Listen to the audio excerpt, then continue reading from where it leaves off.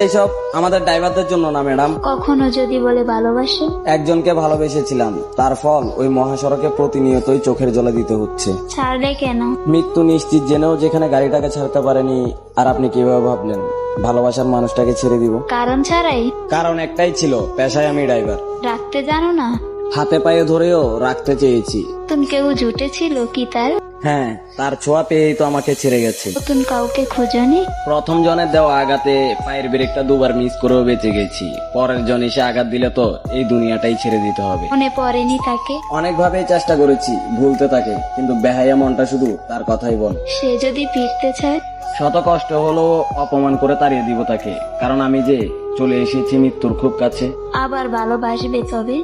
আবার কি ভালোবাসবো, আজও তো তাকে নিজের চেয়েও বেশি ভালোবাসি। জীবন শেষ দেখছি। সে যেদিন চলে গেছে সেদিন থেকেই জ্যান্ত-লাশে পরিণত হয়ে গেছি। এখন শুধু দেহ থেকে প্রাণটা যাওয়ার বাকি। তার জন্য মায়া হয় না?